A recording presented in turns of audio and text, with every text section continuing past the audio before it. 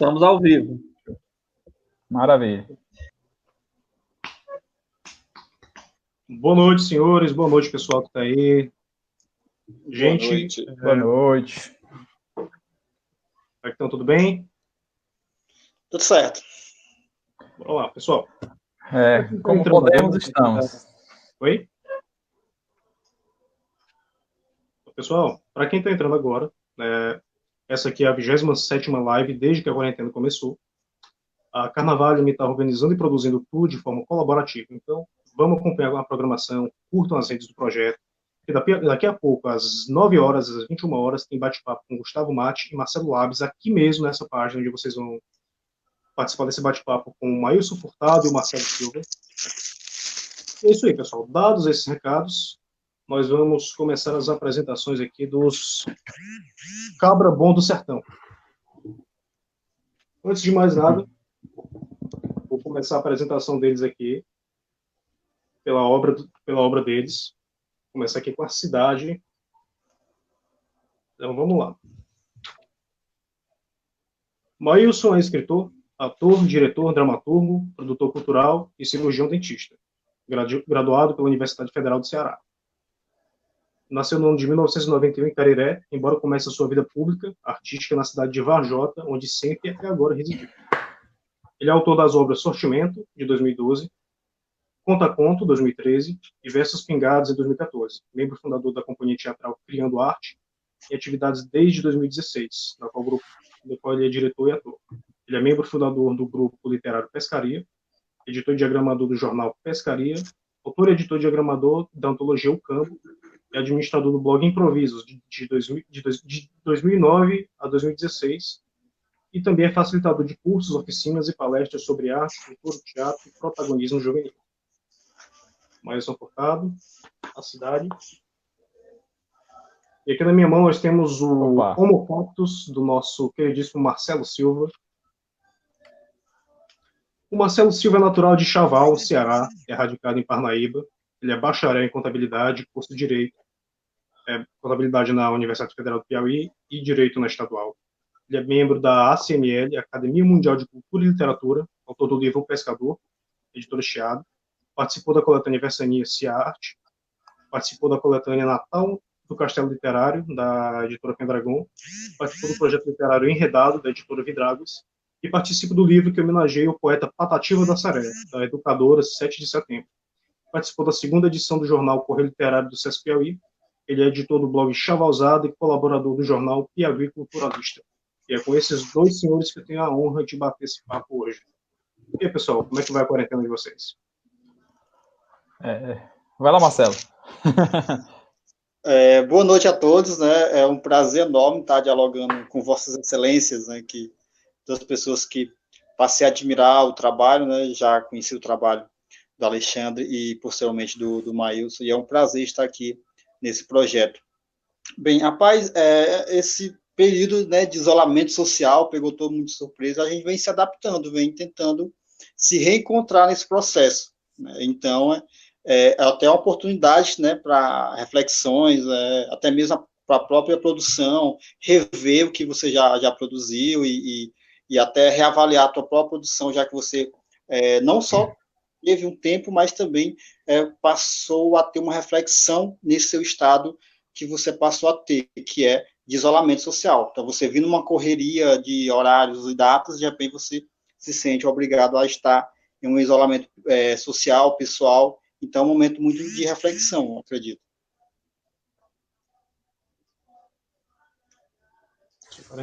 Boa noite, né? Boa noite a Marcelo, Alexandre. Alexandre, a gente já se esbarrou em Parnaíba, quando passei aí ano passado. Marcelo conheço pela obra.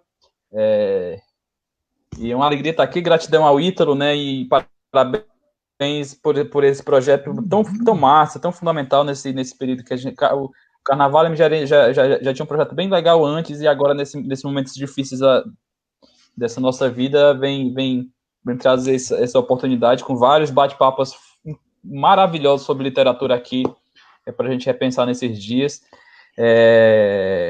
Dá um abraço aí às pessoas que estão entrando aí, estão na live, né? Um querido abraço para a Noélia, que entrou por aqui. Beijo grande. Então, esses dias aqui, para mim, eu, como sou profissional de saúde, não parei 100%, né? Eu trabalho, né? Sou dentista, então estou trabalhando ainda, com uma rotina bem menor, claro, né? A gente está tendo só urgências e emergências, mas sempre aparece assim. E estou nessa rotina também, e claro, sobrou um maior espaço, né, para dentro de casa, como tem que ser, dentro desse período, tentando fazer algumas coisas, aproveitar um pouquinho mais, ler um pouquinho mais, ficar um pouquinho mais com a família, ver algumas coisinhas de audiovisual, né, essa formação, a gente que gosta de arte e é consumidor de arte desde antes, em parte um privilégio, né? A gente é privilegiado por estar em casa e poder consumir essa coisa que a gente gosta tanto, que é arte, né? Então, em parte é um privilégio para a gente que pode estar em casa. E, claro, refletindo um pouco, né? Tendo algumas reflexões sobre o que é esse momento, o que é a vida, o que vai ser tudo isso depois. E vamos tentar sair disso com pessoas melhores, né? Quero pelo menos sair dessa forma. Isso aí, pessoal. Gente, eu acredito que vocês também têm um roteirinho anotado. Eu fiz um aqui também, para a gente trocar essa ideia. Algumas perguntas a gente vai também pegando, o pessoal vai lançando de mote, né? Enfim, que aí a conversa permitir, vai fluindo o papo. E aí eu queria começar com uma pergunta, né? Que, assim, o que é que implica fazer literatura no sertão? E quais as possibilidades que existem hoje para fazer essa literatura, né? Mas Aí. Então, esse fazer literatura no sertão, no interior, né? Eu vou tratar sertão aqui, nesse termo agora, como cidade do interior, né? Porque a gente tem uma cidade pequena do interior, né? Porque a gente tem algumas cidades do sertão que tem um porte metropolitano já grande, com vários exemplos disso. Então, eu e Marcelo, nós somos de cidades muito pequenas, né? Muito pequenas, que já ficam fora do eixo. Eu digo que eu sou de uma cidade do interior, né, de um estado do interior, de um país do interior, né? Enfim, dentro disso, eu nesse produzir literário hoje, pelo menos no que eu faço, e nessa possibilidade de se fazer, de se pensar isso, né? Eu creio que hoje a gente, a nossa geração, principalmente falando por mim, a gente é um grande privilegiado histórico desse momento que a gente vive, no sentido de todo o aparato que se montou nos últimos 30 anos, né, vamos dizer assim, as comunicações, as linhas de transporte. Então, o mundo, a gente, de certa forma, entrou no mundo, vamos dizer assim. Porque há 3 décadas, vamos dizer assim, vamos pegar por base nisso, a gente tinha um grande problema de não ver esse lugar nem como um lugar no mundo, né? A gente vê um lugar distante de tudo, e que a gente precisaria de ir para outro lugar para poder pensar que a vida podia ser melhor, né? Então, por muito tempo foi assim. Em alguns pontos ainda segue um tanto, mas mudou bastante disso, né? Então, essa possibilidade de enxergar esse mundo, de enxergar esse lugar, de enxergar esse nosso lugarzinho, essa nossa cidade pequenininha, tão não dita, tão não vista, nesse hoje, é um grande privilégio dessa geração que a gente vive, né? De poder ter a internet em casa, de poder falar com a mesma voz de que se a gente estivesse numa grande metrópole, num grande eixo cultural, né, e tal. Então, acho que a gente é um grande privilegiado histórico disso. E acredito que, tipo, se a gente não vivesse nesse tempo, nesse momento, né, pelo menos a minha obra é muito dependente, todas as minhas visões que eu tenho de arte, o meu consumo de arte, veio a partir dessa possibilidade de ter esse contato, né, de todos esses movimentos artísticos, intelectuais, que só a internet pode me possibilitar, né? Ter algum livro, já que aqui a gente não tem livrarias, a gente tem que ir atrás da internet, já que a gente não tem um grande circuito de amigos, um grande circuito de eventos, a gente tem que ir para a internet para tentar conversar um tanto mais. Então a gente sofre muito por essa ausência de tantas coisas que a internet, em parte, né, essa possibilidade de voz à distância, essa possibilidade de se mostrar à distância, nos deu. Mas claro que não vai trocar nunca a questão física, e por conta disso a gente sofre ainda muito por todas essas questões óbvias de inacesso a tantas questões que a gente tanto precisa, né? Então, acho que é um tanto disso para a gente falar um tantinho dessa possibilidade de fazer arte nesse sertão, que para mim hoje é algo totalmente diferente do que se pensar no começo dos anos 90, ou até mesmo no fim dos anos 90, né? Já que é outra realidade totalmente diferente, que a gente não pode nem ter como parâmetro uma para outra, né? Por conta de todas essas mobilidades que a gente teve históricas com tecnologia, com transportes e tudo mais, né? Educação, nem se fala, é algo importantíssimo, né, de se falar. Também essa possibilidade de ter educação dentro do nosso lugar, né? Então é um tanto disso, né? Pois é, né? Abraço aqui ao Alisson Carvalho, né, o Ayrton Souza, pelos comentários, sou fã de Ayrton Souza. Enfim, como bem falou o Maílson, né, o fazer literatura, o fazer arte numa cidade interiorana, né, pequena, sem grandes tradições, sem grandes referências, antes de tudo um desafio, né, quando você, principalmente a minha cidade, Chaval, né, 13 mil habitantes, e pouquíssima cultura voltado para a questão literária.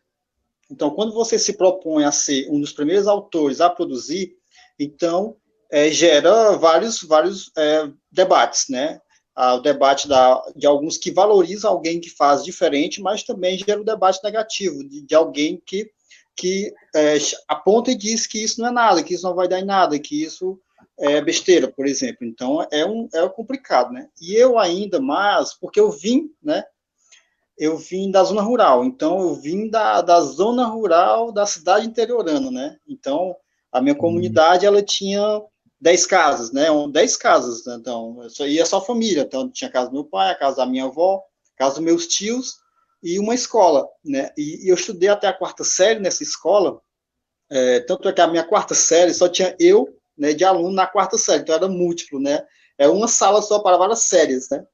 Então, o encontro com o livro se deu nessa 4ª série, mas era muito escasso, né? Eram livros didáticos e vez e outra você encontrava um texto literário. Então, esse início do fazer literatura, no meu caso, foi bem complicado, né? Debates, né? Foi bem complicado nessa questão, porque não tinha acesso, né, a livro algum. Então, a partir do momento que eu que eu saí da minha comunidade para estudar em outra comunidade, né, que já é quase distrito de Chaval, que é Carneiro, aí eu tive acesso a mais livros, né, para didáticos, então tive acesso a mais literatura, né, passei a conhecer mais livros, de fato, de um autor, por exemplo. Foi lá onde eu li a primeira vez um livro de Drummond, né, porque até então eu só li textos separados. Então, foi a primeira vez que eu li Clarice. Então, foi a primeira vez que eu li um livro completo. Então, eu tive a noção de que é literatura. E, a partir daí, eu comecei a fazer esse criar literário nessa comunidade. Então, esse processo demorou, mas também tem um lado positivo, que é o lado do amadurecimento. Então, por me permitir ter essa base, né, de entendimento, pelo menos com a questão natural, com a natureza, o respeito, as tradições, a tradição familiar, aqueles contos orais que você ouviu dos seus antepassados, dos seus tios. Então, eu já tinha essa base, só não escrita, mas eu tinha toda essa base porque eu trouxe de toda uma geração, né? Então, eu tinha essa base literária apenas na questão oral, de ouvir. Aí, de repente, chega eu ter acesso a livros e ter a oportunidade de colocar isso no papel. Então, foi aí que nasce esse meu fazer, né? Fazer literário nesse meio. Juntando todos esses elementos e descarregando futuramente em obras, que veio o Pescador e, posteriormente, o Homo Cactus. E hoje, o fazer hoje, como bem frisou o Maílson, já tem mais uma facilidade, né? Tem mais acesso. A internet hoje te permite coisas que há 10, 15 anos, 20 anos atrás, quando a gente iniciou, não tinha como. Então, hoje, na minha mesma comunidade, um jovem de 15 anos tem acesso a coisas que eu nem imaginaria ter por causa da internet. A internet hoje ela permite, né, essa variedade de informações, essa diversidade de ideias, para que você possa fundamentar a tua construção literária. Então, hoje, o fazer literário tem essa facilidade, né? Então, em Chaval, a gente já encontra elementos que possam facilitar isso, através da internet, o acesso a mais formas de mídias. Então, isso hoje facilita. Claro que há ainda todo um preconceito da cidade interiorana, há todo um preconceito da própria população, né, que não ainda valoriza o fazer literário, que não valoriza ainda a arte de modo geral. Então, é uma luta diária, né, juntando esses elementos para você continuar fazendo arte, fazendo literatura numa cidade pequena, interiorana, mas que pode vir, sim, a despontar como um grande centro, como um centro de produções literárias e artísticas. Então, a gente hoje já tem uma certa comunicação entre várias pessoas que produzem não só arte literária, mas a arte de modo amplo, né? Outras manifestações culturais também. Então, a gente se une em coletivos para tentar amenizar este distanciamento que tínhamos historicamente nessa construção. A Chaval tem aí 57, 58, 59 anos de emancipação política e ainda está nesse processo de construção, né? Pessoal, dentro dessa ideia de fazer aquele autor da cidade pequena ser notado sem necessariamente precisar se deslocar, sair do lugar, ele pode ser notado onde é que ele está, eu queria perguntar para vocês, e eu vou tentar direcionar as perguntas, né? Claro que a gente quer um posicionamento dos dois, né? Mas eu queria saber de vocês como é que esses autores... O pessoal está travando muito para mim, não sei se é a minha internet. Oi. Você está conseguindo me ouvir agora? Tá ok. Tá ok aqui. Tá ok agora? Alexandre, deixa eu só... Não sei se é... Oi. Não, tá travando, eu acho que deve ser até a minha internet. Deixa eu só mudar aqui de lugar aqui, pode ser que melhore um pouquinho. Deixa eu ver se é a minha. Certinho. Senão a gente tenta... Só um segundinho.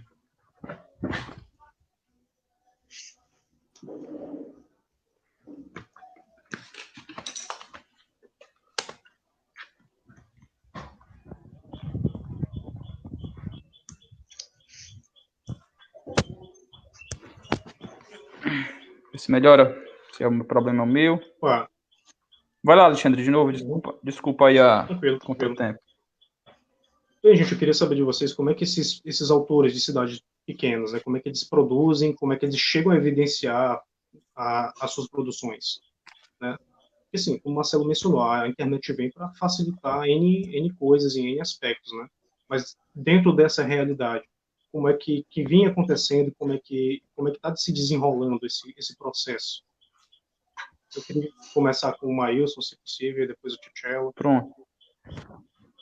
Há algumas formas, né? Então eu produzo de uma forma, Marcelo produz de outra. Então a minha forma específica que é a autopublicação. Né? Gostaria realmente de repetir aquilo que eu tinha dito. Às vezes é preciso, como a gente não tem um campo para referencial, a gente de cidade pequena, a gente não tem um referencial inicial para isso, né? Então, a gente precisa, de parte, em criar isso, né? A gente precisa criar o sentido para a cidade existir para a gente, né? Então, tem muito esse estalo, né? E esse estalo, para mim, veio dar esse sentido para a minha cidade, para o meu lugar, de eu ficar aqui através da arte. Né? E a partir disso, a gente vai buscando as coisas que pode dar um rumo.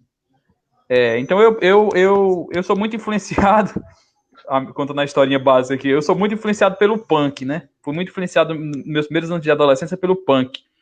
E a filosofia do punk é faça bom ou ruim, mas faça você mesmo, né? Então, acho que isso é uma filosofia perfeita para quem mora na cidade do interior, né?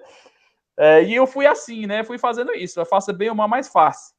E fui aprendendo sozinho, fui aprendendo vendo e lendo muita coisa, tentando fazer as coisas de alguma forma, mas sempre tentando fazer. Né? Sempre tentando fazer E desse formato eu fui aprendendo mesmo na marra. Então, o A Cidade, né, que é o livro premiado do Jabuti em 18, é o meu quarto livro, né? Então, para chegar nele, eu apanhei muito, errei muito editorialmente, literariamente, para poder chegar até ele. Né? Isso foi fazendo mesmo, né? Então, dentro disso, né, como a gente não tem nada desse campo, a gente não tem um circuito, não tem um grande grupo de amigos para poder debater literatura, para debater algumas questões editoriais, vamos dizer assim, né? Então, quando a gente é muito jovem, a gente está meio perdido, querendo alguma coisa, saber conversar com alguém, e não tem. Então, eu fui fazendo mesmo ao leve, fui errando muito com isso. Então, tenho tanto disso, então, e passa muito, né? Grande abraço para Amanda, né? Alegria demais falar tá aqui com a gente. É um tanto disso, né? A gente aprender a fazer essas coisas, a gente ter que fazer muitas coisas para poder existir, né? Senão o lugar não tem sentido. Então a gente tem que ser autor, a gente tem que ser produtor, a gente tem que. Eu, pelo menos, tento fazer o que eu posso. Né? Então eu tive que aprender a diagramar, tive que aprender a editar, tive que, uma vez ou outra, me ilustrar, tal, inventar um grupo de amigos para conversar literatura. Aqui a gente criou um grupo chamado Grupo Literário Pescaria, né, uma cidade pequenininha, então fui coletando amigos e tal para debater literatura, né, me sentia na época, como eu sempre trabalhei dentro da arte, com coletivo, né, acho que isso é necessário, principalmente para quem trabalha em cidade pequena, a gente tentar encontrar a nossa turma, então comecei muito com teatro, né, então trabalhei com teatro desde 2005, 2006, por aqui em Varjota. E fazia literatura, né? Comecei a fazer literatura escrevendo para teatro e tal, e veio a poesia, depois veio o verso, e me sentia muito como músico sem banda, né? Escrevendo sozinho e tal, e sabia de um outro amigo que também tinha algum interesse com literatura, por filosofia e tal, e juntamos essa galera mesmo na beira do rio. Aqui a gente tem um rio, né? O Rio Acaraú. E juntamos essa galera aqui na margem do rio no sábado de manhã para tomar cerveja, né? Para não fazer nada, né? E enfim, a gente foi debater literatura, e daí surgiu um grupo muito massa que é o Pescaria.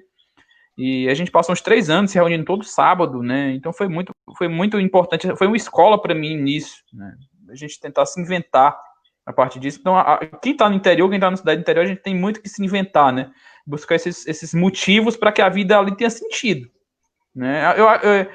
Eu não gosto muito desse debate. Claro que a gente tem que sempre pontuar essas dificuldades que a gente sofre, e são muitas, né? São muitas que a gente sofre por aqui, mas acho que a gente precisa falar mais, né? Acho que a gente precisa fazer mais também, né? Acho que a gente deve reclamar depois que faz, né? Deve reclamar bem mais, deve reclamar depois que faz, né? Ou reclamar se fizer, né? Eu acho que é um tanto disso, né? Também eu sempre fiz isso, nunca tentei esperar muito para poder fazer, né? Então acho que é um tanto disso, se inventar para poder existir, né? Porque senão não teria nenhum motivo para eu estar aqui em Varjota, acreditar nesse lugar, né? Se não tivesse nenhum sentido para mim. Então, essa foi uma das grandes importâncias que a arte, né, que me possibilitou, né, e até hoje estou por aqui acreditando que aqui é possível, né, e acho que é um tanto disso, né, esse inventar necessário mesmo, acho que em qualquer lugar do mundo, né, possa ser. Né? É isso. Nosso amigo Marcelo. Pois é, cara. Me identifiquei muito com a fala do Maílson nessa construção, né? Então, quando ele falou que apanhou muito antes do livro A Cidade, né, com os primeiros 3 livros dele, eu comparei também com O Pescador, né, o primeiro livro. Então, o primeiro livro, ele nasceu de alguns percalços, né? Então, o Pescador, ele é um produto que hoje, por exemplo, eu não faria, né? Talvez não faria da mesma forma, porque ele sim permitiu uma construção posterior, mas ele, quando eu produzi o Pescador, atualmente não sabia muito do mercado literário, não conhecia, não tinha nem sequer amizades, né? Na minha cidade, não tinha nem sequer esses amigos, né? Assim, do fazer literário ainda. Foi depois do Pescador que veio tudo, né? Eu vim conhecer autores chavalenses, que eu vim reunir uma galera para dialogar, né? E depois do Pescador foi que eu vim trabalhar, né, em Parnaíba, onde eu tive acesso a uma galera, né? Então essa galera, inclusive o Alexandre tá nessa galera, que é a galera do Versani, a galera do Piauí, né, a própria galera do Sesc. Então é com essa galera que eu passei a dialogar e entender um pouco mais, né, do que é a literatura, do que é o fazer literatura. Mas isso já tinha nascido o Pescador, por um livro de poemas. Então, foi o Pescador, foi o convívio com esse pessoal aqui de Parnaíba, que me permitiram chegar em Chaval e chamar uma galera para dialogar sobre literatura. Então, hoje em Chaval, a gente está começando esse diálogo. Então, tem toda uma galera jovem que produz uma literatura, umas poesias, uns contos, romance, sensacional.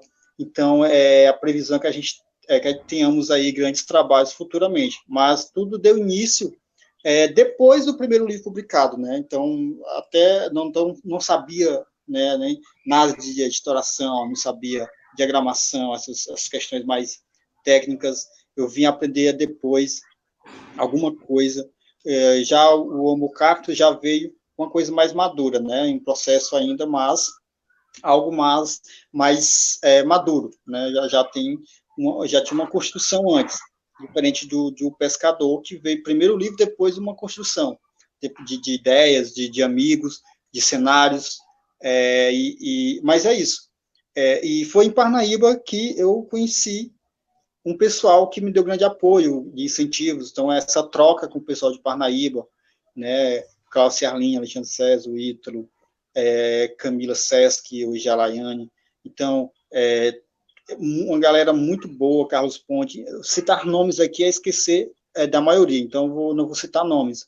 Então, existe esse pessoal de Parnaíba que eu pude aprender demais com eles, né? E hoje em Chaval eu chego dialogando e identificando que em Chaval já tinha grandes trabalhos, né? Então, a questão só foi dialogar, né? E respeitar a personalidade de cada um e partir daí construir. Então, isso ainda está em processo de construção. Mas esse fazer, essa construção. Eu sempre fiz na construção, né? Que a gente está nesse processo. Então, acho que é isso. Esse fazer está em processo constantemente, né? Marcelo, eu queria aproveitar que você deu esse mote dessa transição, né? De Chaval para Parnaíba. Eu queria falar um pouquinho aqui contigo, né? Sobre... A gente se conheceu na 53ª Semana da Imprensa, né? Porque o Marcelo também é comunicador. Ele é um dos organizadores e fundadores do Chavalzada, o portal Chavalzada. Ele também tem essa atuação virtual, como, por exemplo, o Maílson teve, né, no Improvisos, né, que chegou até a participar de um concurso de sites. Ele foi classificado na categoria arte, né? Marcelo, quando você chega lá, o cara que vem de Chaval, do interior, e você, com o seu trabalho, primeiramente de jornalista, né? Eu acredito que talvez até tenha andado paralelo com o Pescador, né? Processo de produção, de publicação e de divulgação do material. Como é que é para você esse momento de ter esse trabalho reconhecido, como é que é essa sua atuação? Eu queria também convidar os senhores para tomar um café, né? Sinta-se servido. E aí, Marcelo, deixa a bola com você. O meu café no caso, tá esfriando lá no congelador, mas como eu tenho uma live depois, eu não vou arriscar, não. Enfim. Bem, o Chavalzada é um blog, né, que surgiu em 2010. Então, em 2010, para mim, é um ano assim, divisor de água, né, um ano marcante para a minha vida pessoal. Porque é o momento que eu saio da zona rural, né, e vou morar na zona urbana, né? Então, e morava com meus pais e tenho que morar só. Então, onde eu começo a trabalhar na sede, e onde eu começo a faculdade, e é o ano também que nasceu minha primeira filha, e é o ano que a gente foi do Chavalzado, né? Eu e o Hélito Magalhães, né? Então, na época, os blogs, a internet já estava começando, os blogs da região estavam começando, e a gente não tinha nenhuma identidade, né, de blogs na cidade. Então, as pessoas acessavam blogs de outras cidades. e a gente resolveu criar essa mistura. Então, até o próprio nome, né? Chavalzada, mistura de chavals. E aí a gente criou o Chavalzada, então a gente vai completar agora 10 anos, em novembro. E a gente tem um certo diálogo com todas as esferas de Chaval, um respeito das esferas de Chaval, porque a gente pauta sempre nessa questão, né, da imparcialidade política religiosa, né, essa questão de estar sempre tentando passar a informação mais imparcial possível, né? Então, isso também agrega quando você chega para falar de literatura, quando sabe que você também é do blog, porque sabe que o blog tem esse perfil de imparcialidade. Então, é essa mistura. E assim, é muito bom, né, ter esse reconhecimento, ainda que a gente sabe que também tem as pessoas que vão te derrubar, vão te jogar pedrada, tanto no meio literário como no meio da informação, de blogs e tal. Então, a gente tem que estar sempre preparado para esses percalços, né, aprender com cada coisa. Com elogio, né, não se engrandecer com quem te elogia demais e não se abaixar com quem te elogia de menos, com quem te critica demais. Você saber o que você produz e balizar, né? Andar nessa linha, nesse balizamento, sem se preocupar muito com opiniões muito fortes, né? Opiniões externas muito fortes, ou que te engrandeça demais, ou que te deixa para baixo demais. Então, é esse equilíbrio. A gente sempre trabalha com esse equilíbrio, né? Tanto no blog Chavalzada, como na produção literária também. Massa. Pessoal, eu queria falar aqui, aproveitar aí o mote que o Marcelo deu, né? Tem gente que realmente vai jogar pedra, mas eu queria falar umas pedras num sentido bacana, né? São duas pedras. A pedra da cidade e a pedra que leva à cidade, né? Eu queria começar com a pedra que leva à cidade, né? No caso, o romance da Pedra do Reino, né? Que o Maílson, em entrevista, já falou que foi uma das influências para a composição da cidade, né? E da história da Pedra de Chaval, que tinha o cara que escreveu uma poesia lá, uma frase em Chaval. Você compartilhou algumas vezes com a gente, Marcelo, queria que você falasse disso também. Eu vou começar aqui com o Maílson, e aí passo a bola para você. Cara, Chaval né, a cidade de pedras, né? Na entrada você vê pedra, na cidade você vê pedra, no centro você vê pedras, né? Há piadas sobre pedras em Chaval, né? Te perguntam se a tua casa de segundo andar, porque o primeiro é uma pedra, se a tua casa tem 3 paredes, a quarta é uma pedra.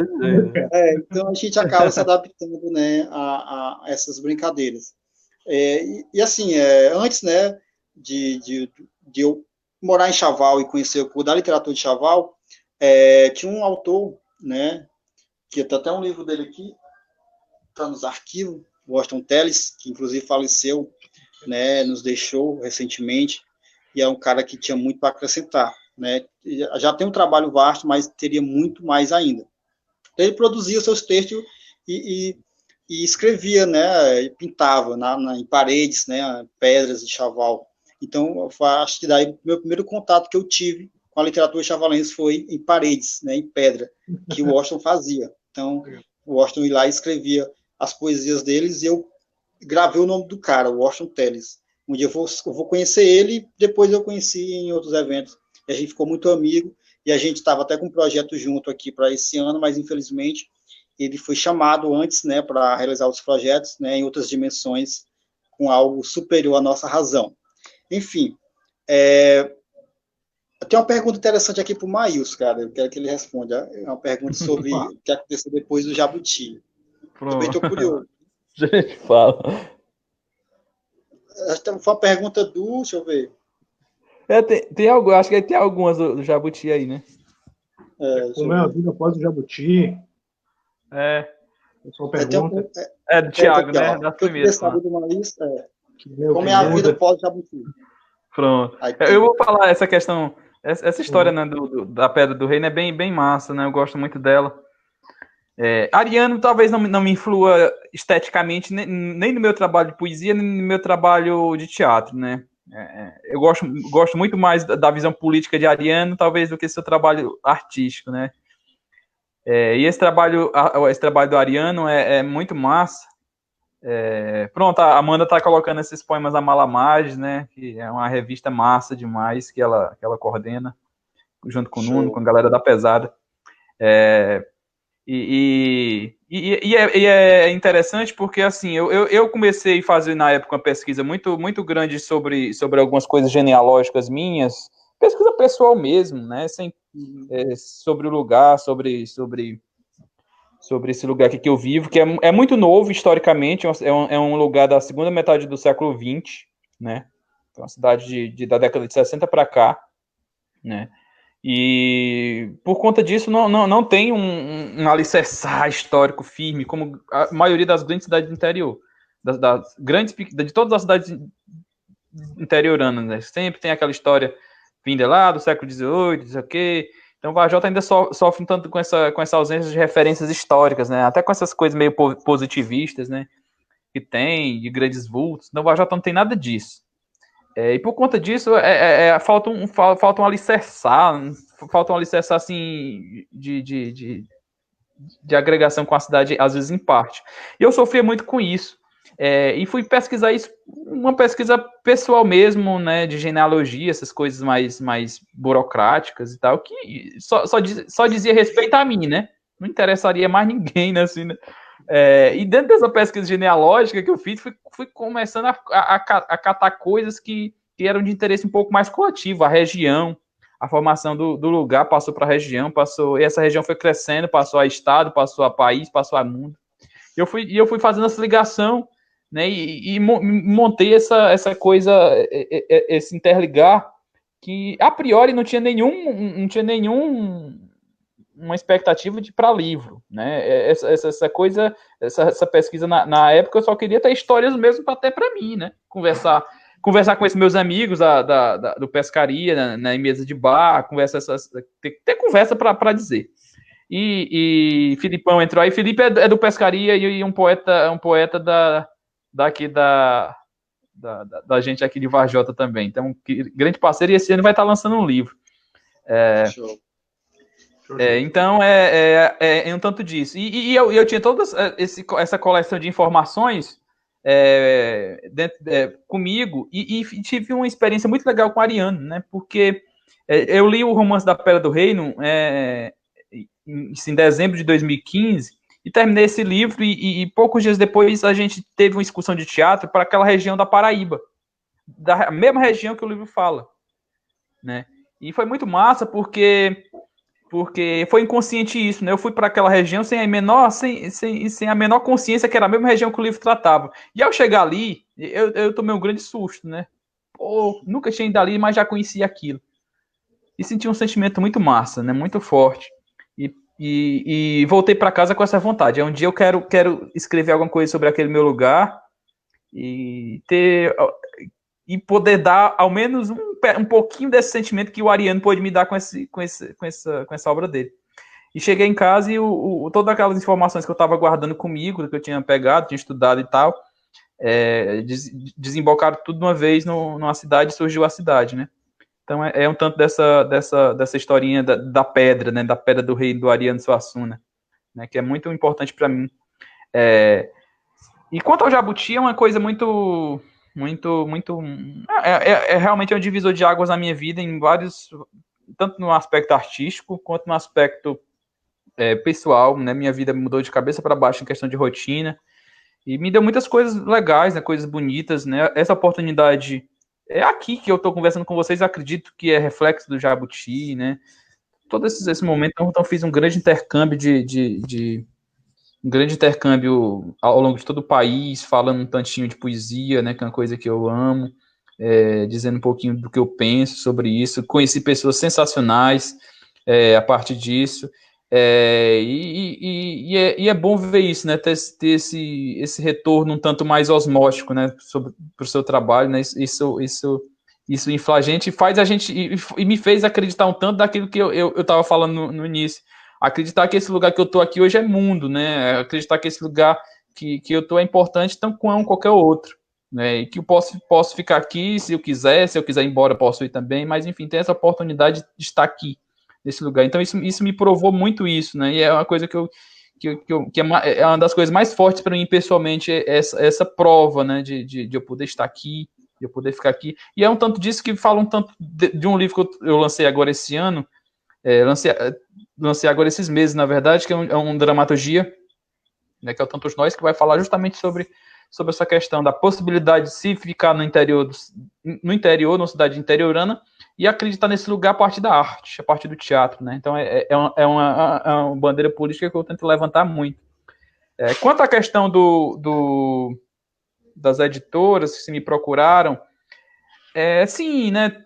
Teve vários contatos, fiquei amigo de grandes editores e tudo, e fiz uma grande análise a partir disso, de muitas questões, né, a partir desses convites, desse trabalho, né, em vários aspectos.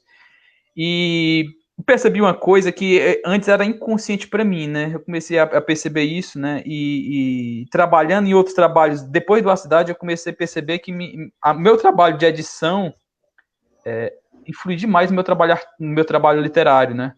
Muito, muito. É algo que eu não consegui desvincular tanto.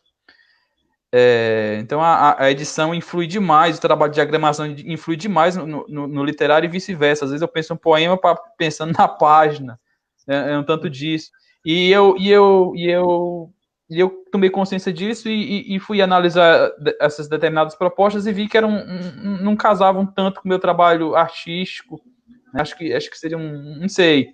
E, enfim, por hora, a partir de todas as condições que me foram apresentadas, vi que essa forma que eu faço também é uma forma de se fazer, né? Uma autopublicação. Claro que sempre com a preocupação máxima artística, né? Uma questão muito particular que eu tento carregar, né? Dessa preocupação muito firme com esse trabalho artístico, com esse trabalho também editorial, já que eu tento fazer isso, todas essas gamas de trabalhos que eu tento fazer. Né? Então é um tanto disso, e por hora, enfim, toda a forma que eu via e defendendo tanto que essa também é uma das formas que eu vi, porque antes disso eu até mesmo era preconceituoso com essa minha forma de trabalho, achava que era menor, né? Eu via que o meu trabalho bem menor que qualquer outro, e tomei a consciência e vi que não, né? É uma possibilidade das tantas de se fazer. Da forma que o Marcelo fez o Homo Cactus é uma das formas, da forma de ser publicado por um grande selo é outra forma, né? Enfim, tem zilhões de formas de se fazer, e essa que eu faço de autopublicação é uma das, né? Então é um tanto disso. Mas eu queria falar um pouquinho, aproveitar aqui a fala do Maílson, do Homo Cactus, né? Que é um livro de contos, são 15 contos, se não me engano, né, Marcelo? São 15 contos aqui, que tem esse resgate que trabalha com a memória do Chavalense, né? E aí, Marcelo, eu queria que você pudesse comentar alguma coisa a respeito dentro de um comentário que você fez em uma entrevista para um blog, que você fala que o Homo Cactus, né, fazer esse processo é um abraço nostálgico e espinhoso, mas porém ele é necessário, né? Mas ele é necessário. Você podia falar um pouquinho para a gente sobre esse processo? O Homo Cactus, eu costumo falar que ele já existia, né, antes mesmo de ser escrito, porque ele é o reflexo, ele os contos, as histórias orais que eu passei a toda a infância ouvindo, né, dos meus pais, dos meus avós, dos meus tios, avós. Então, assim, eu já tinha isso, já tinha na mente. Não sabia quando eu ia escrever, mas que eu tinha na mente, eu já tinha. Então, chegou uma hora que era inevitável, né? Não produzir. Eu só fui sentar e comecei a colocar uma prosa dentro de um contexto que já existia. Então, o Lobisomem de Santa Cecília, né? O conto tradicional do lobisomem, né? Então, eu tinha um conhecido na zona rural. Aí tinha tem uns proprietários de terra, né, que meus pais moravam. Então, proprietário de terra, casa grande, costumava ficar pessoas que trocavam o serviço, né, por trabalho, por moradia, por comida, né? Então tinha um senhor, uma figura que me dava muito medo, né? Chamava Manuel Redondo. Então o Manuel Redondo ele vivia assim, de fazenda em fazenda. Então passava um período numa fazenda, né, trabalhando para poder ganhar o dinheiro ali só para subsistência. Aí depois migrava para outra fazenda, ficava de casa grande em casa grande, né? Então, mas tinha a história de que ele virava lobisomem, né? E eu não conseguia olhar para ele, tanto medo. Então, quando dizia assim, lá vem o Manuel Redondo, eu já ficava naquela. Então, essa história do lobisomem de Santa Cecília, que está no Homo cactus, ela parte daí. Então, a história já estava lá. Eu fiz apenas uma adaptação, eu fiz apenas uma prosa em cima de uma história do Manuel Redondo, né? Então, você pegar outros contos, por exemplo, a Maldição da Encruzilhada, né? Então, lá na zona rural, você passar numa encruzilhada e não se benzer é um pecado muito grande. Então, você tem que se benzer na encruzilhada. Né? Então, porque lá devia ter alguma maldição, alguma coisa ali negativa. Então, a primeira coisa que a mãe falava logo, se benze, que era encruzilhada. Então, eu me benzi e passava. Então, quando eu fiz o conto A Maldição da Encruzilhada, na verdade, o conto já esteve sempre lá na encruzilhada, né? Eu fiz apenas uma adaptação, né? Então, por exemplo, a Cauã, né? O canto da Cauã é um pássaro mítico, um pássaro que te traz mau agouro para alguma tradição nordestina, né? Na zona rural. Então, quando a Cauã ou Cuã, né? Que é uma tradição oral dos meus avós, eu chamava só Cuã, mas o nome, algumas variações são a Cauã, né? Então, é de mau agouro. Então, quando a Cauã cantava no quintal, a minha tia pegava a chinelinha dela e colocava em formato de cruz, né? Assim, de cabeça para baixo, formato de cruz na cozinha, para afastar o mau agouro que a Cauã estaria trazendo à casa, porque, segundo ela, esse cantar da Cauã, ela, na verdade, ela interpretava como vai para a cova, por exemplo, né? Na verdade não é, mas tradicionalmente ela trouxe isso dos seus pais, dos seus avós, e passava isso para mim. Então, para afastar aquele mau agouro, ela colocava a chinela emborcada, né? Então, eu escrevi o conto da Cauã, fazendo um parêntese, uma análise, uma comparação com o falecimento da minha avó. Então, a minha avó materna ou até hoje, uma grande referência na minha construção, né, literária e pessoal. E o falecimento dela, eu consegui fazer isso dentro desse conto da Cauã. Então, eu peguei a figura mítica da Cauã e trouxe ela para o cenário do falecimento da minha avó. Então, há um pouco de verdade, há um pouco de miticismo nesse conto, por exemplo, como nos demais, porque essa mistura, há a mistura das histórias orais narradas pelos meus antepassados, e há também a construção pessoal minha, da observação minha. Dois contos que eu queria frisar também, que tem um pouco da verdade pessoal da minha família nesse livro, Homo cactus, é o conto que minha avó, o filho da minha avó, de fato, passou 27, 26 anos sem dar notícias, né? E a minha avó fica nessa angústia, nessa espera. Então, eu presenciei, como eu morei com a minha avó nesse período, eu presenciei muito essa angústia dela. Então, quando eu narrei esses fatos, eu não estava criando, eu estava apenas registrando um fato real. Então, a angústia da minha avó de não fechar a porta, porque ele poderia chegar à noite, da minha avó colocar um prato a mais, da lamúria, dessa angústia que a minha avó compartilhava apenas comigo, né, nas noites que a gente estava dialogando, e ela compartilhava isso. Era uma obrigação minha escrever. Então, por isso eu escrevi esses contos da partida do meu tio, e também tem a outra do meu tio surdo e mudo, que ficou perdido na floresta, na verdade, na Caatinga, né, durante algumas semanas. E é uma história real. Então, até hoje, eu falo, a gente dialoga com ele, ele conta essas histórias da forma dele, né, na transmissão que ele consegue, já que ele é surdo e mudo e não tem, não aprendeu nem nenhuma forma de comunicação, né, dessas tradicionais, oficiais, apenas aquelas suposições. Oi? Esse aí é punk, viu? Pois é, cara, são essas construções. Então, o Homo cactus já existia. Então, o Homo cactus sempre existiu. Eu apenas coloquei no papel como uma dívida histórica, como o Ailson falou no livro, que ele precisava retribuir um pouco, né, a sua cidade, já depois que ele leu o trabalho do Ariano, queria fazer algo que pudesse transmitir um pouco daquilo. Então, é isso também que eu faço no cactus, essa dívida que eu tinha com a oralidade do meu povo, a oralidade dos meus ancestrais. Então, eu não podia ser uma ponte, porque eu não ia conseguir repassar isso oralmente, entendeu? Por quê? Porque infelizmente, eu não sei se felizmente ou infelizmente, eu tive acesso a determinadas informações que não me permitia repassar. Então, como eu ia falar para minha filha sobre a Cauã, se ela poderia ir aqui no celular dela no Google e me desmentir, né? Como eu poderia falar do lobisomem, se ela poderia, num clique, falar que isso é história. Então, eu tinha que inventar uma forma. Então, beleza, eu não posso falar isso oralmente, eu vou escrever. Então, eu quero entreter essa nova galera da minha família nesse livro, para que ele possa entender de onde viemos, de onde vêm essas histórias. Então, um livro como o Cax tem muito dessa coisa pessoal também, né? De família, de trazer todas as lembranças e saudades de toda uma geração e colocar no livro para ser uma ponte para a geração futura. Abraço, Emanuel.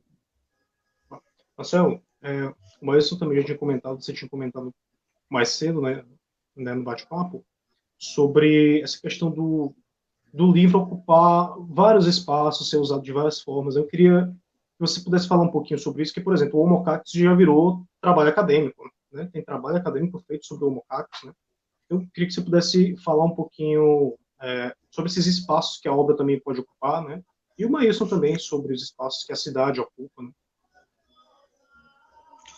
Bem, o Homo Cactus, ele foi trabalho do pesquisador, né, e professor e também escritor Antônio José Salles, né, de Luiz Corrêa. Então, ele fez um trabalho acadêmico em cima da oralidade dos contos, né, de Homo Cactus, e apresentou aqui no CONED, né, o Congresso, acho que nordestino de educação, salvo engano, aqui em Parnaíba, e foi uma experiência diferente, né, porque fugiu de todo um viés literário que eu estava acostumado, né, já estava me adaptando, de observações da literatura, e veio uma análise técnica, né, uma análise mais da oralidade do que propriamente do texto, né, com outro viés, né, um olhar técnico. Então, foi uma coisa muito boa também, uma surpresa muito boa, porque ele conseguiu extrair elementos que até eu não tinha percebido, né, como é muito natural. Algumas coisas que eu escrevi em Homo Cactus é muito natural, parte de uma particularidade que eu não saberei explicar aqui, porque carrega essa dose de sentimentos, né? E às vezes você não consegue explicar quando se tem sentimentos, quando se tem toda uma gama de subjetividades, né? E o escritor, o pesquisador Antônio José Salles, conseguiu extrair isso, elementos. Então, por exemplo, algumas coisas técnicas que ele observou, que não tinha observado, ainda que eu tenha escrito, algumas datas que eu tinha colocado, e o Antônio José Salles foi capaz de descobrir, não tinha falado para ninguém, algumas pegadinhas que tem no texto, né? De datas, né? De coincidências de datas do aniversário da minha avó, datas de, tipo, meu tio sumiu em tal dia, passou tantos anos, tantos meses, tantos dias para voltar. Aí fez esses cálculos e descobriu que ele voltou no dia tal, de fato. Mas eu não tinha deixado isso explícito, né? Mas ele conseguiu. E é isso, então, é isso. Então, o Maílson também pode até falar, já que ele trabalha com outros elementos da arte, né, com outras manifestações artísticas, né, como trazer a poesia para o teatro, como transformar uma poesia numa peça de teatro, por exemplo, ou como trabalhar elementos da poesia dentro da peça de teatro, e ao contrário também, já que o texto dele tem muito dessa linearidade teatral também. Pois é, o meu trabalho artístico, no geral, conversa em tudo, né? Porque, assim, como eu já falei no início, a primeira grande susto artístico que eu tive foi com a música, né? Então, eu penso muito em música também. Outra é o teatro, né? Algo que é colado demais com o meu trabalho literário.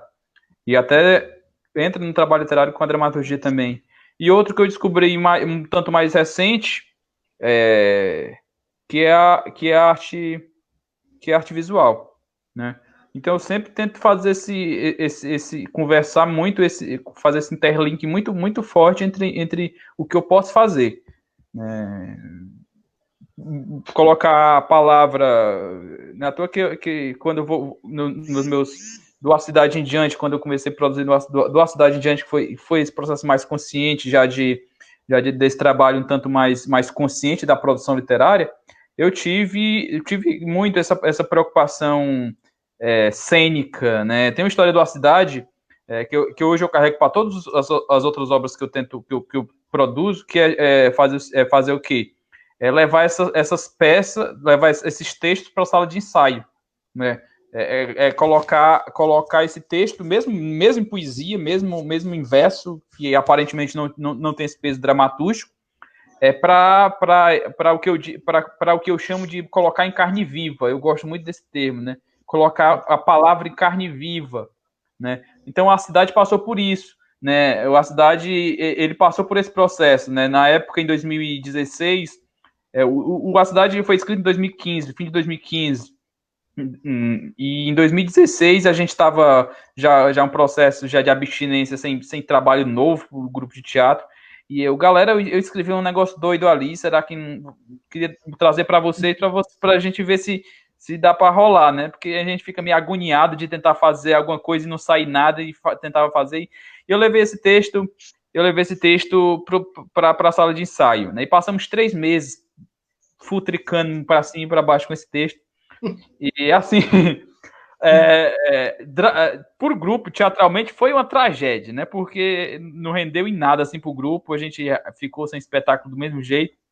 Mas para mim foi muito importante, né? Para o meu trabalho literário, enquanto para o livro foi muito importante, porque muita coisa do que estava antes no livro eu percebi que não dava certo, né? Porque a palavra entrou nessa carne viva e eu vi que ali não era o lugar dela, né? Então esse exercício foi muito importante para mim, né, conversar esse trabalho com teatro, né, e o meu trabalho artístico literário tem muito disso, né, às vezes eu produzo um texto de teatro e levo para a turma ver, aí a galera, mas esse texto está mais poético que dramaturgo, tem que mudar um pouquinho, né, e vez ou outra eu escrevo alguma coisa mais voltada para verso, e tá mais dramaturgo que poético, né? Então tem essa conversa doida.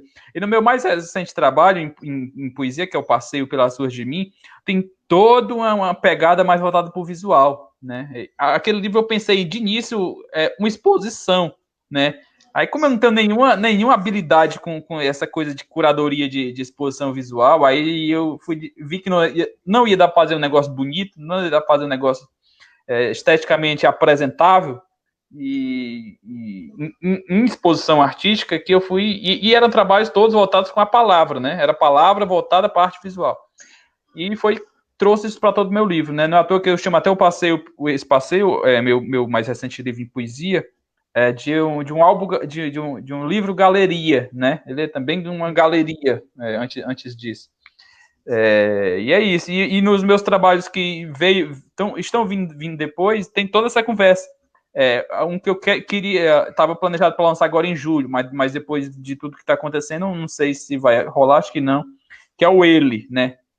O Ele, eu já passei por outras coisas, né? Vem o quê? Vem toda essa pegada popeica, essa pegada teatral também, mas tem toda uma pegada de outras vertentes literárias, como a crônica e tal, né? Então são vários poemas que vão coletar toda a história, tem toda uma pegada musical, tem toda uma pegada visual com a questão da edição do livro, tem toda essa pegada de vertentes literárias, de verso, dramaturgia, crônica, né? Então eu tento fazer o nó cego do que eu posso, né? E sempre conseguindo dar motivo para isso. O quanto mais possível a gente conseguir trazer esses vários porquês, eu acho importante. Quanto ao lugar físico da questão do livro, como vocês falaram também, é um negócio fundamental que a gente consiga espalhar o máximo que a gente possa conseguir nas várias possibilidades que existam. E a internet é algo muito fundamental dentro disso. Esse processo que a gente está vivendo de quarentena, eu acho que vai mudar também um pouquinho nesse sentido, dessa visão que a gente está tendo desse debate literário, né? Acho que essas lives estão sendo importantes, né? E antes, a gente, principalmente do interior, já que a gente está falando aqui um pouquinho do interior, a gente sofre muito disso por não ter um circuito de eventos próximo da gente. E a gente ficava muito aquém de tudo isso. Aquém de tudo, né? E isso é muito complicado. Isso é muito complicado para quem é autor, né? Não poder conversar o que está sendo conversado naquele momento, né? E claro que esses momentos não vão e não devem tirar a importância dos encontros que não, de forma alguma vão substituir.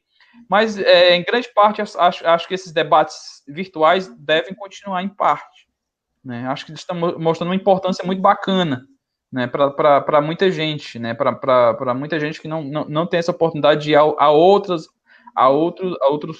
lugares, né? Então é um tanto disso. A internet é fundamental, a academia é fundamental, né? A gente precisa rasgar a academia, já que a academia não vem a gente às vezes precisa rasgar a academia, entrar empurrando mesmo o pé na porta, dizendo que o que está acontecendo é isso e tal. Acho que a gente deve ir para onde há caminho, né? Acho que é um tanto disso. Né? Massa. Eu queria aproveitar esse gancho aí, né, de meter o pé na porta, né, de ter essa tomada de atitude. Primeiro, para você pudesse falar um pouquinho também do Arte Criar, né, a companhia teatral Criando Arte. E queria aproveitar essa questão de fazer o trabalho na cidade, né, com a colaboração do pessoal. E queria aproveitar esse gancho, né, de meter o pé na porta mesmo e perguntar para você, Marcelo, que história é essa que tu anda invadindo biblioteca, homem? Me diga aí. Fazendo uma ocupação de biblioteca, né, no projeto Ágora Chaval, que o Marcelo é um colaborador, né, que é um projeto que assim, está mudando o Chaval de um jeito assim, único. Né? Eu queria que vocês pudessem falar um pouquinho sobre essas coisas. Começa ou Sigma? Deixa eu ver.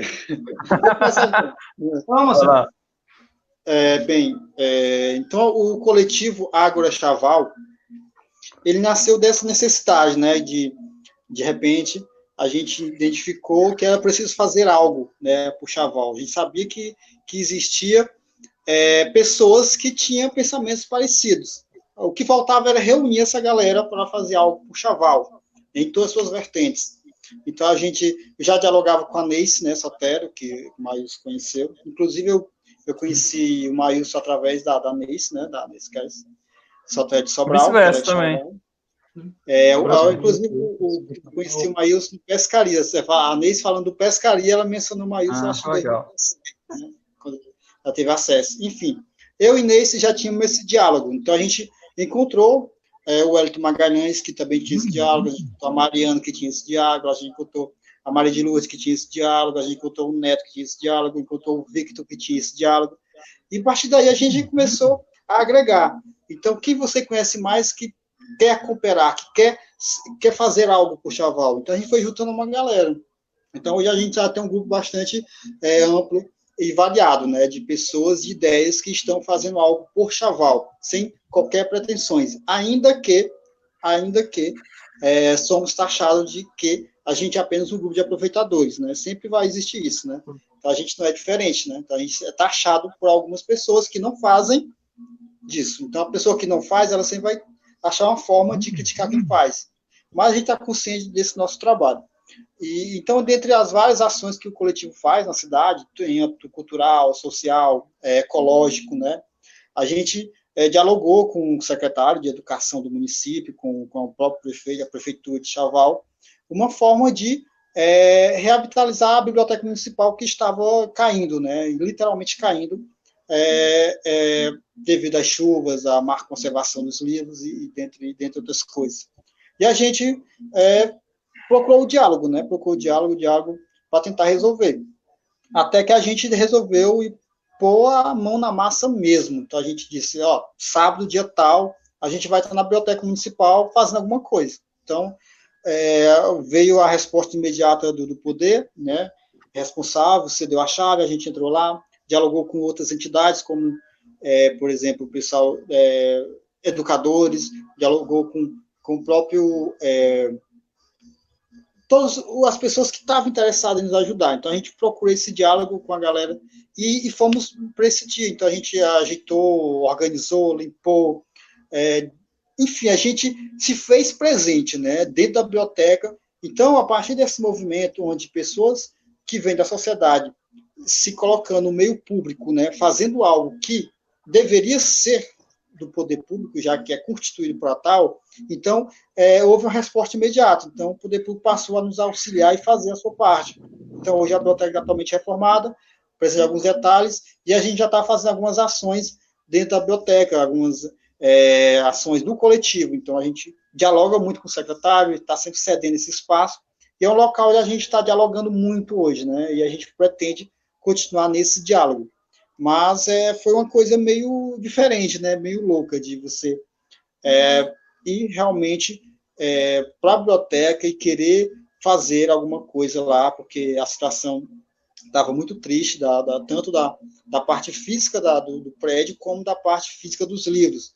E aí a gente descobriu, na Biblioteca Municipal de Chaval, uma obra vasta, cara, um material de pesquisa, um material literário, uma coisa sensacional na Biblioteca Pública de Chaval. E esse material estava simplesmente jogado, abandonado, fechado.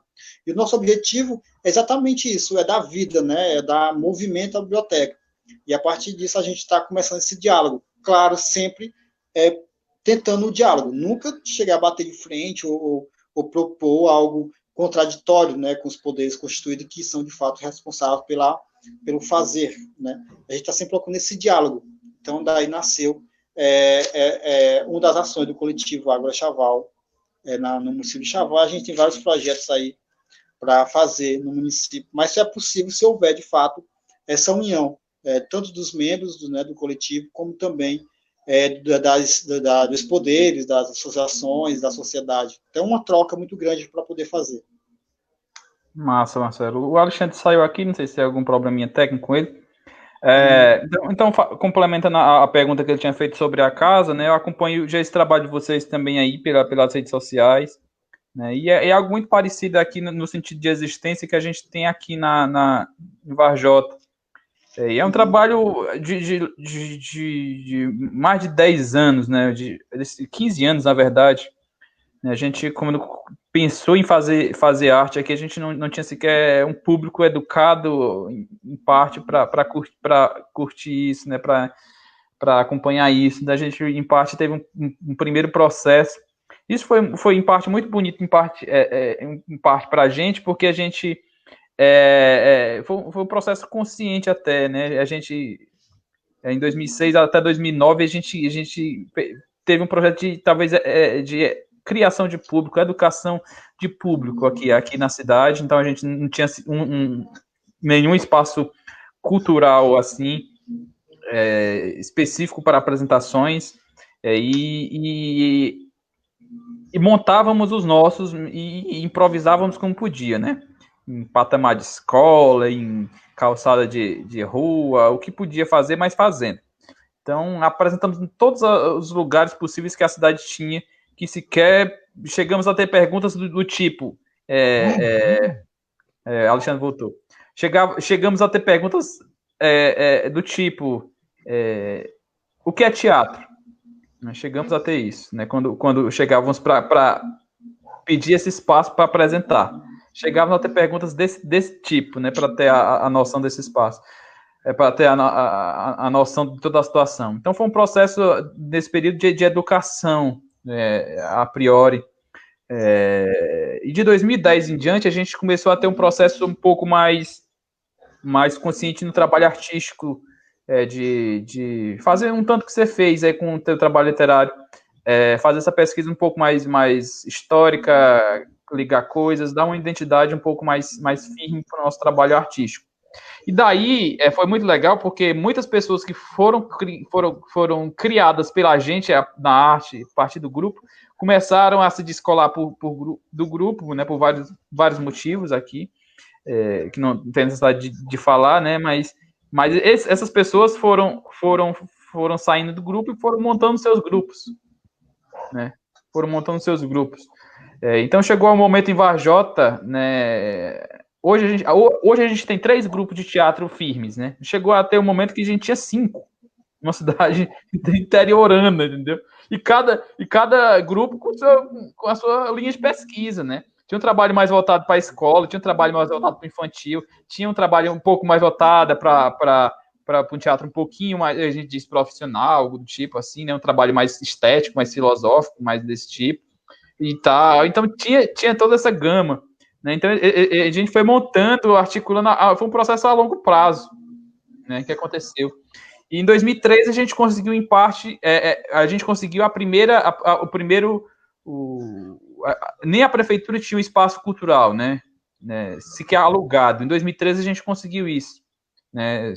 Um espaço cultural, uma parceria. A gente sempre conseguiu essa parceria muito legal, sociedade civil, poder público. Dentro disso, em 2013 a gente conseguiu esse espaço, né? Junto com um ponto de cultura que a gente conseguiu também ganhar na época, em 2013. E em 2015, a gente percebeu que a gente era um grupo já há muito tempo e percebeu, e a gente começou a ter vários contatos com a galera mais de fora, Fortaleza, Sobral até, e outras cidades, Recife e tal. E começamos a ver que a gente, estudando a realidade desses grupos, a gente começou a perceber que a gente precisava de uma sede. Né? E a gente sequer tinha parado para pensar nisso. Né? E a gente pensou isso numa noite, né? Isso era uma quinta-feira, né? Isso era uma quinta-feira de julho. Quando deu na segunda-feira, né, a gente que nunca tinha pensado nisso, achava que era um negócio tão complicado, tão difícil, quando deu na segunda-feira a gente já estava com a casa. Uma casa, a gente foi atrás de alugar essa casa, e essa casa que a gente estava mirando para tentar ver como é que era a situação dela, era uma casa era um imóvel de um grande amigo meu, né, que eu não sabia nem que era dele, e a partir do momento que ele soube do projeto, cedeu a casa. E foi, né? E foi. Depois disso a gente não parou mais. Né? E começamos a dar curso dentro da casa, começou a montar um espaço de estudo de arte dentro da casa. Né? Começamos a ter essas reuniões de teatro, de literatura e tal. E em 2018 agora, a gente conseguiu mudar, né, dessa antiga casa para uma outra um pouquinho mais estruturada, com o mesmo projeto, né, que é a Casa de Arte Criar. Dentro dessa Casa de Arte Criar, né, a gente que já tinha um trabalho literário, eu sempre ganhei muitos livros por escrever, então tem sempre esse escambo muito forte, né, e ganho e tal. Então eu tinha sempre começou a acumular uma certa quantidade de livros aqui em casa, muitos até já de títulos repetidos, né, que para mim não tinha sentido estar comigo. E dentro dessa casa eu separei um espaço para montar uma biblioteca comunitária. Né? Aí publiquei certo dia nas redes sociais da casa. Quando deu 2 dias depois, ligou uma pessoa da Secretaria de Cultura, da Secretaria de Educação, não lembro se era Educação ou Cultura, aqui do estado do Ceará, querendo saber do projeto e querendo doar mais um número X de livros, né? Muito maior, muito impensável. E a casa também virou uma biblioteca comunitária. Né? A única biblioteca comunitária que a cidade tem também. Né? E é isso, né? E hoje a gente, nessa nova casa, a gente tem uma salazinha de espetáculo, uma sala muito pequenininha, mas uma sala de espetáculo. E dentro dessa sala de espetáculo, a gente consegue ter uma circulação de uma galera muito massa, né? De todo o estado, né? E até de fora do estado. A gente abre um edital, o pessoal se inscreve, manda o projeto, né? E a gente monta um cronogramazinho, um calendário, e a galera vem, e é muito massa, né? Música, já teve música, a gente já teve exposição, passou um mês essa exposição aberta, a gente faz cine, espetáculo de teatro nem se fala, né? Praticamente todo mês tem pelo menos alguma coisa teatral, dança, enfim, debates. É um espaço muito, muito bacana de diálogo que a gente montou para debater o lugar, para debater arte, para debater teatro, e é um tanto desse grito de existência, essas invenções que a gente tem que fazer para poder dar sentido para esse lugar que a gente está. Né? Essa questão de ser para além muito do artista, né? Tem que ser esse produtor, tem que fazer essa porrada de coisas que tem que se fazer. Né? Dá um grande abraço aí para Guilherme, que tá aí comentando umas coisas aí, um querido amigo, né? Um amigo do Rio, que é um vajotense por natureza. Né? Então, um grande abraço para ele. Show, pessoal. Mas, falando nos comentários, o Emanuel Carvalho, ele falou, né, isolamento social, sim. Literário não, intelectual não, né? Não. Aí, como vocês estão tocando nessa questão que incide diretamente no trabalho, né, físico também com o pessoal, queria saber dos dois, queria direcionar agora a pergunta ao Marcelo, né, depois tem uma resposta do Maílson, de como é que vocês estão pensando esse período de produção literária agora, que a gente está de quarentena, sem uma ideia de quando é que vai acabar, quando é que as coisas vão voltar ao normal, e também para como é que vão ser as coisas no pós-Covid, né, pós-coronga, como o pessoal chama.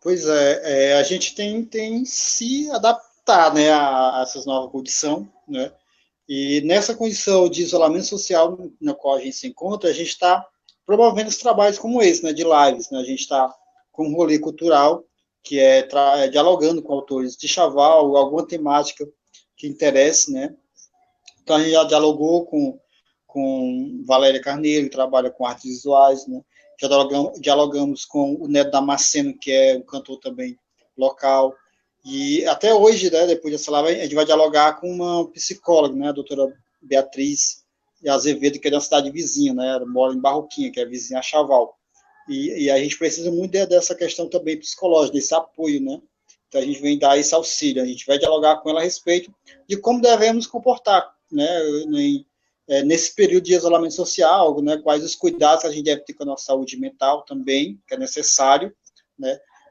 além da arte, né.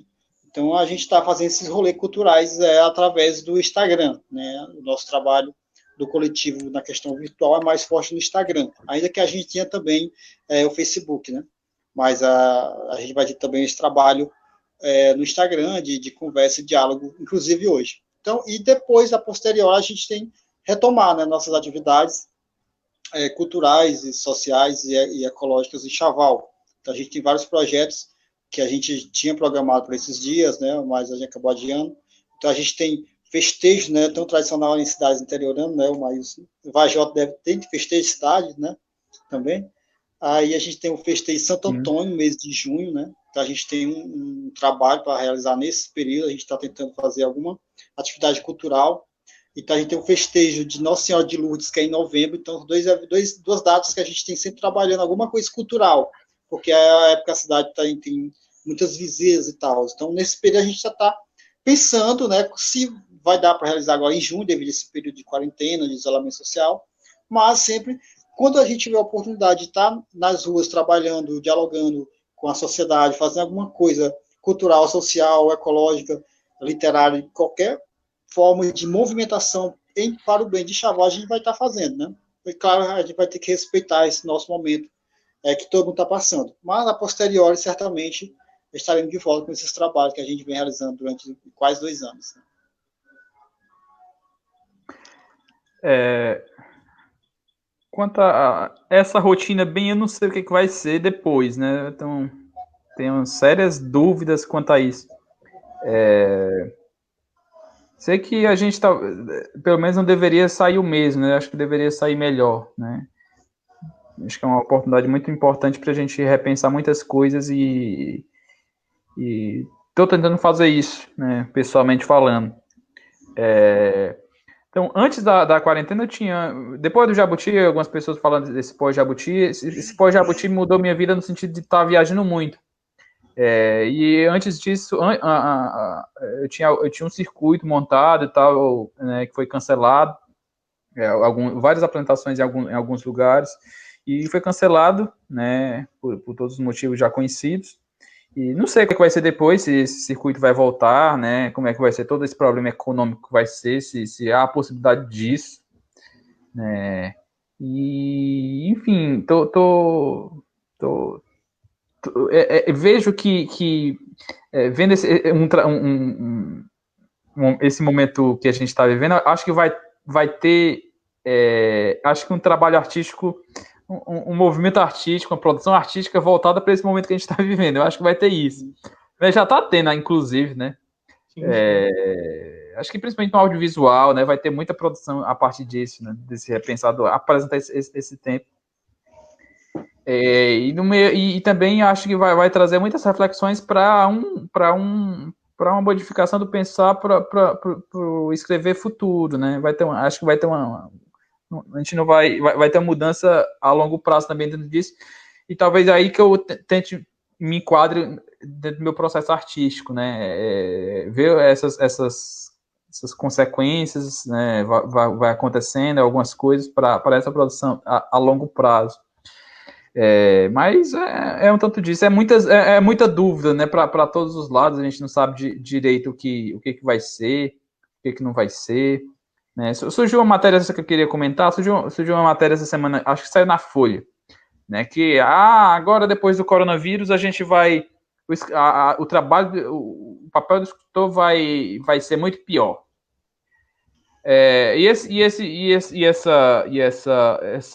Essa matéria traz uma visão de um romancista, né, publicado pela Companhia das Letras, publicado por outra grande editora, que eu esqueci aqui o nome, mas enfim, está nesse grande patamar, que é uma grande minoria dessa produção literária.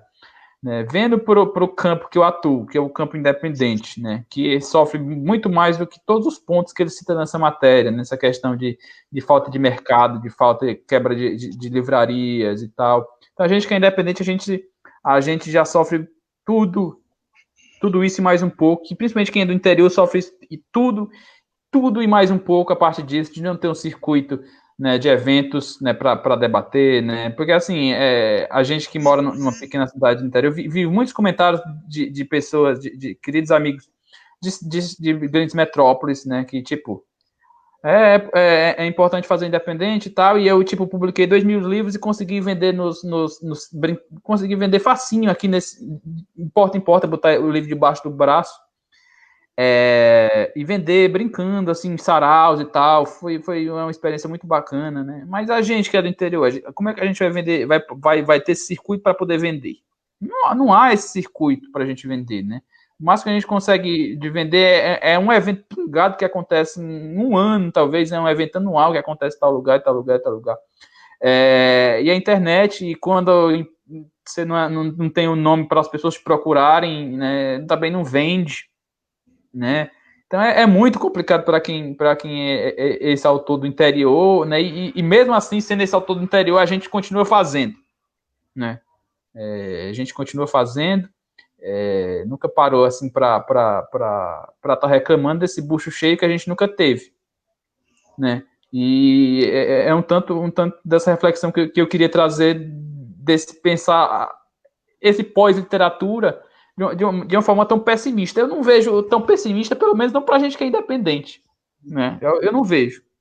Eu não vejo esse quebrar, esse mudar de mundo, né? A gente não vejo. Eu vejo pelo contrário. Eu tenho até certo otimismo do que vai ser daqui para diante. Eu acho que vai ter que se repensar também. Acho que é econômico.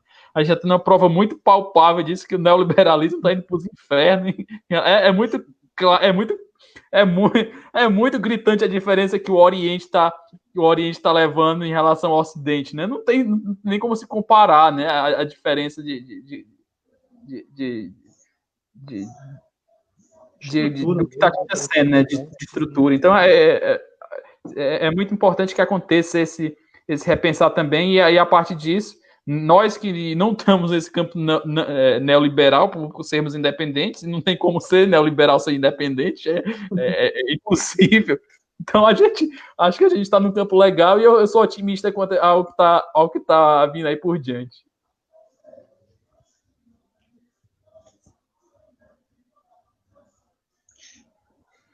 Um aviso aí dos senhores, né? Considerações finais. Porra, eu concordo, só para avisar que eu concordo com o que o Maius falou, dessa questão do mercado editorial, sofrer grandes. Para a gente já está acostumado, né? A gente já está a gente já é dessa parte que não está no grande mercado editorial. Então a gente talvez não esteja dentro desses conceitos abarcado pela reportagem quando falou de grande mercado, de grandes perdas, de grandes tal, porque a gente exatamente como o Maius falou, trabalha nessa quantitatividade melhor, trabalha nesse trabalho manual, nesse trabalho independente, nesse trabalho suado que é. Então, a gente vai também se adaptar à nossa condição e continuar produzindo, né? Pelo menos eu acho que para produzir, essa quarentena vai ser boa, porque você está consigo mesmo, é um processo bacana para iniciar a tua produção. Vender e já é outra análise, né, a posteriori. Então, vamos esperar o que vai acontecer depois. Só mandar um abraço para o Carlos Ponte, né, tá comentando nosso live. Sim, querido amigo. Pontes. Ao Emanuel também, né, que comentou, parceiro nosso aqui do nosso trabalho, Versania, Piauí, etc. Jailson Júnior também, né, que está conosco, e é do Piauí, Versania, e Conta em Gerações, enfim, esse trabalho que a gente realiza por aqui. Então, pessoal, eu queria agradecer. Queria agradecer Queria agradecer a oportunidade, agradecer a Ítalo pelo convite. Parabenizar mais uma vez o Carnaval aqui por esse momento muito importante para todos nós, esse debate que é muito massa. Abraçar todo mundo que está aí curtindo a gente, né, conversando aqui. Um grande beijo para todo mundo. E é isso, né? Vamos continuar lendo, continuar debatendo, continuar tentando buscar esses encontros, esse ponto que a gente em comum, que a gente acredita, né? Tentar fazer essa reflexão sempre um tanto pessoal, que vai se expandir muito para o coletivo, né? Que é pensar como a gente vai sair daqui e tentar sair um pouco melhor, né? Se a gente sair um pouco melhor, o mundo vai ser um pouquinho melhor. Então, um tanto disso que eu queria deixar, e é isso. Ajudem aí o Carnaval nesse processo. A gente que é artista do interior, a gente que sofre tanto com todo esse processo, como a gente já conversou aqui, a gente da classe artística está sofrendo muito com tudo isso, por não ter esse espaço, né? Não existe arte sem público, isso é impossível, né? E a arte é presença em parte, então a gente está sofrendo demais, né, com isso. Então vamos ter esse olhar um pouquinho mais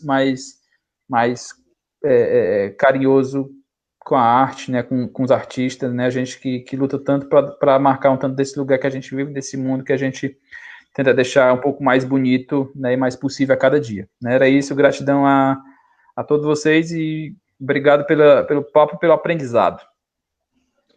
Isso aí, pessoal. Eu queria agradecer aí ao Ítalo pela oportunidade de poder reencontrar vocês, pessoal. Adorei o bate-papo, muito massa, né? Eu queria também dizer para o pessoal que está acompanhando a gente já tem 1h30, quase, né? Valeu, pessoal, pela presença de vocês. Gente, quem ainda não adquiriu A Cidade e o Homo Cactus, onde é que a gente encontra? Para finalizar aqui nosso momento. Ou A Cidade, ou qualquer outro livro meu, você pode conseguir comigo mesmo. E tem muita site na internet aí que tem vendendo, livraria. Tem umas livrarias, eu sei que tem em Fortaleza, né, que é a La Marca, que está fazendo entrega em casa, né, na livraria da Marca. Tem quem é de Goiânia, tem a livraria Palavrear, que está também fazendo entrega em casa.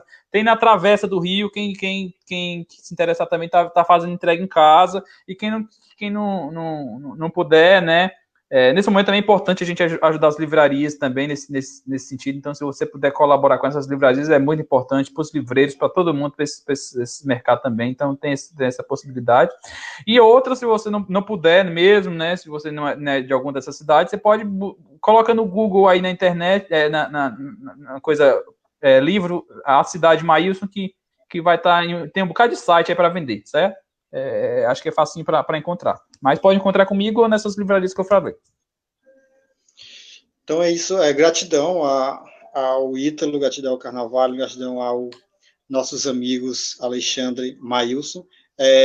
O Homo Cactus pode estar na editora, né? Editora Hope, ou comigo também, né? Então tá chegando remessa comigo, então pode ser adquirido pessoalmente comigo, ou pelo editorial Hope, né? Pelo site da editora. E foi um prazer enorme estar em comunhão com vocês e aprender, acima de tudo, aprender, viu? Gratidão mesmo. Alegria.